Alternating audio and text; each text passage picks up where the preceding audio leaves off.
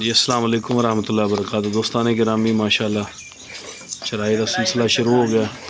है दोस्त इधर आ भी कोई मशवरा दे लोगों नू, कल्ला ही भज जाना बाहर।